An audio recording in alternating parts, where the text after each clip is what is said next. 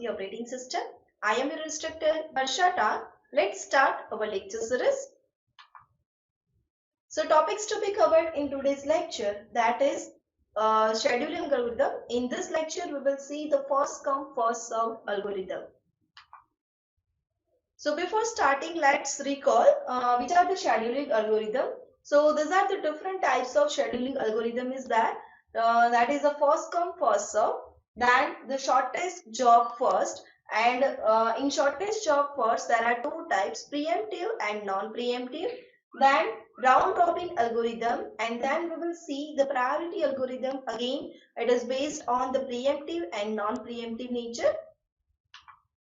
So today, let's start with the first come first served algorithm. As name suggests, FCFS, that means what? First come first served. Whatever the process will first come, that process will go for the executions. Got it? In first come first served scheduling algorithm, as the name suggests, the process which arrives first gets the execution first, or we can say the process which requests the CPU first that gets the CPU for the executions. First come first serve is just like a FIFO, that is first in first out queue that you have learned in the data structure, where the data element which is added to the queue first, first is the one who leaves the queue first. So this is normally used in the batch system. Okay, and the perfect example for this first come first serve, that is the buying tickets at the ticket counter. So whoever the customer will come first, he or she will get the chance to buy the ticket first. Okay, so that is what the concept of the first come first serve algorithm.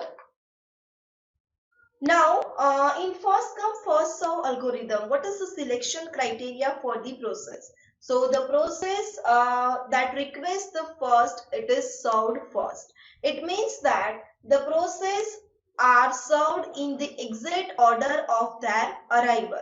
So the process will come in the exact order, and in the same order process will execute. Got it? Now the decision mode is based on the non-preemptive. FCFS is in non-preemptive nature. That means once the process is selected, it runs until it's blocked for an input-output or for some other event, or it is terminated. Okay, so the process will not preempt its resources until and unless it completes its executions. So that is the non-preemptive. So this FCFS is based on the non-preemptive. Now the implementation. This strategy can be easily implemented by using the FIFO queue, that is first in first out. Okay, so when the CPU becomes free, a process from the first position in a queue selected to the run. Okay, and when the process finished its execution, it will leave the queue. Got it? So this is the implementation strategy for the FCFS. Now here you can see this is the head of the process queue. Now, and this is the tail of the process queue.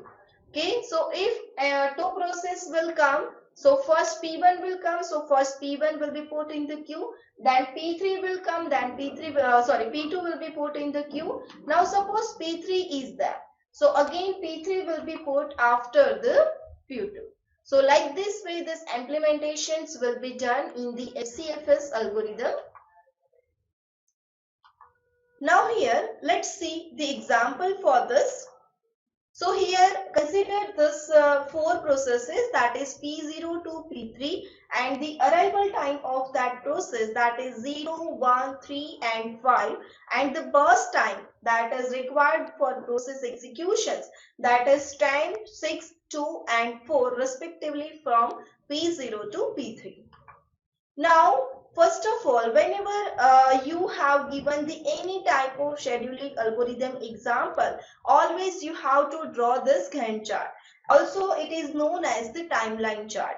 Okay, so every time you have to draw this timeline chart, so it will be easy for you to define all the required concept that is asked in exam. For example, turnaround time, waiting time, etc.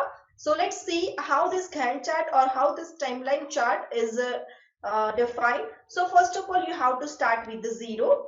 Now here we are following the first come first serve. So which process comes first? So you can see based on the arrival time, process P0 is there who comes first. So P0 will be assigned to this timeline chart.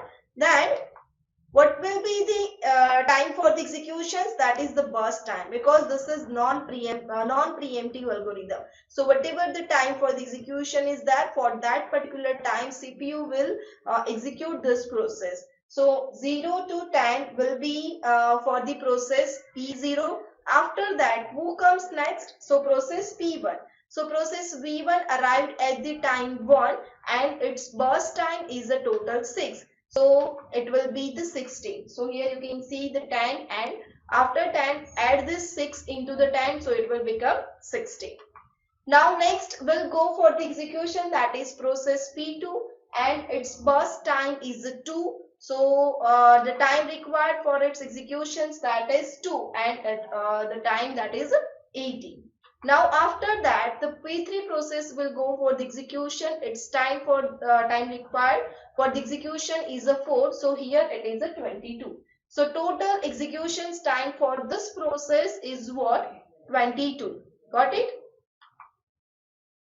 Now you all know how to define this timeline chart, and now you have asked to define the turnaround time and waiting time. So how to find this turnaround time and waiting time?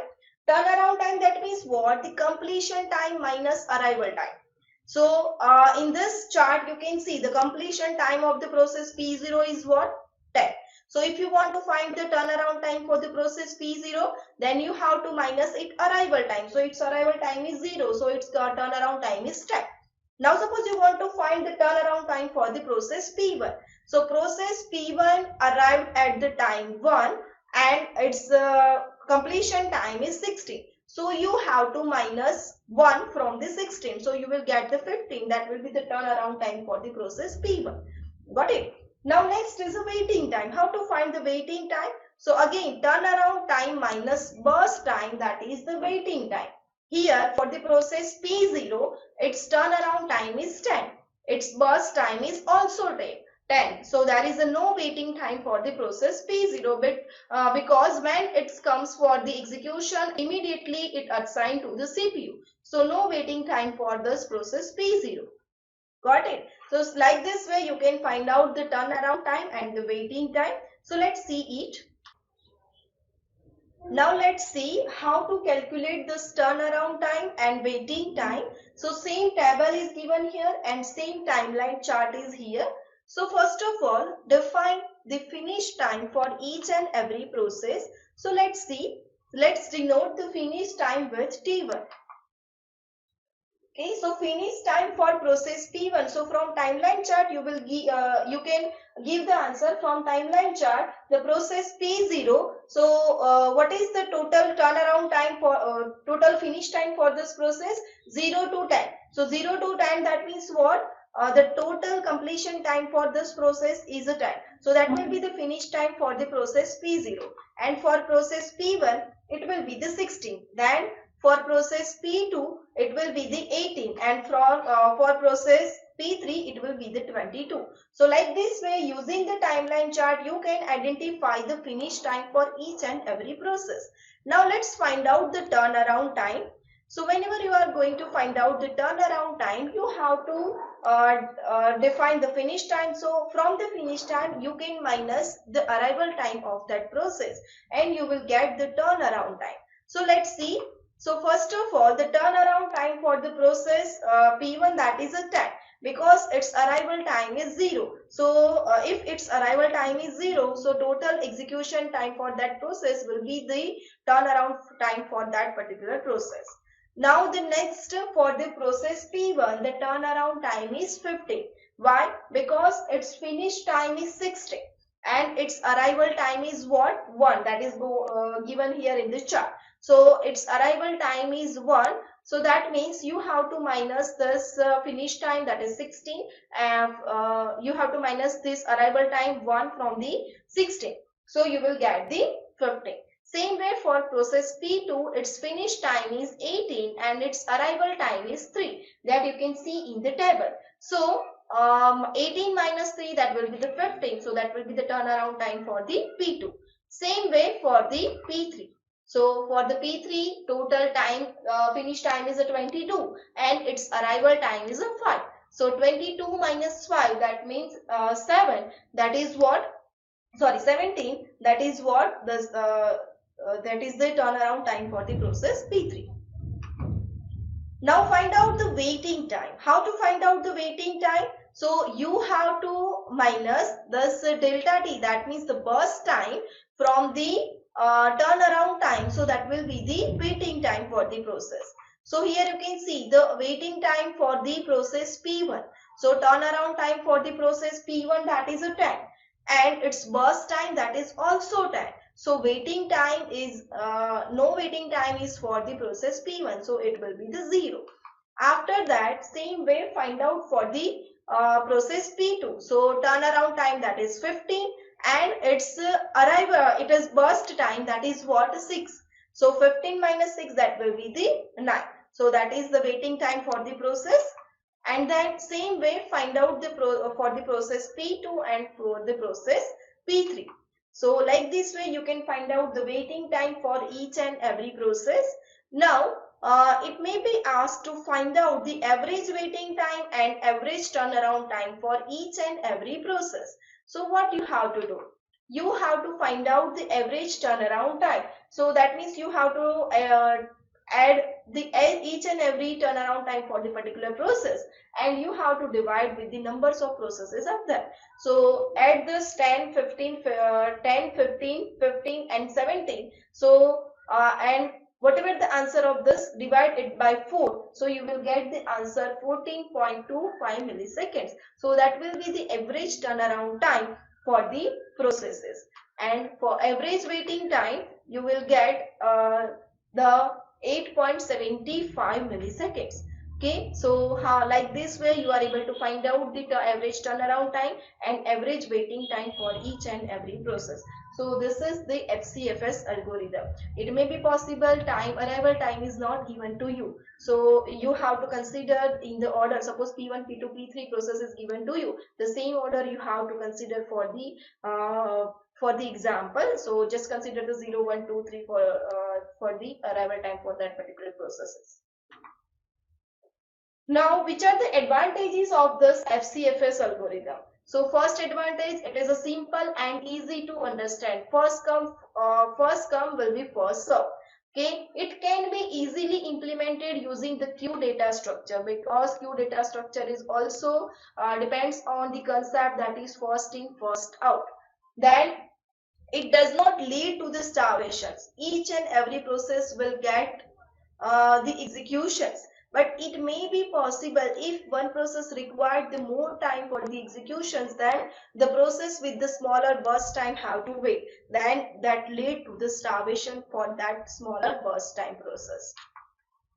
So before seeing the disadvantage of these FCFS, let's see what is the convoy effect. So convoy effect, that means what? The process with the higher burst time arrived before the process with the lower burst time.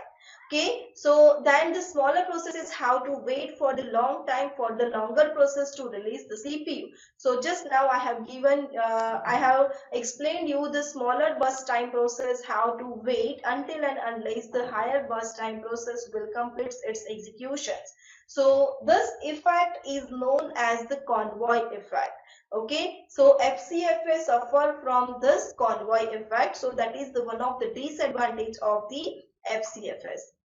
So here disadvantage, it does not consider the priority or the burst time of the process.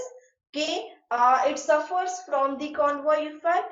And third disadvantage, not efficient because average waiting time is too high. Okay, and because of the non-preemptive nature, the problem of the starvation arises, because lower burst time process always have to wait until and unless the higher burst time process will complete its execution. Got it? So summary of this lecture, we have learned about the scheduling algorithm, in which we have learned the one that is a first come first serve, that is based on the FIFO data FIFO, that is queue data structure, first in first out. We are not considering the any priority, we are not considering the burst time, we are just considering the concept the first come will be served first.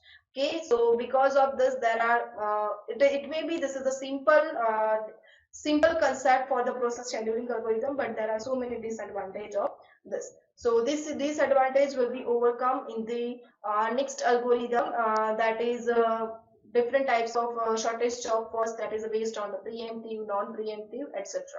Okay. So thanks for watching. We will meet in the next lecture with a new topic. Thank you.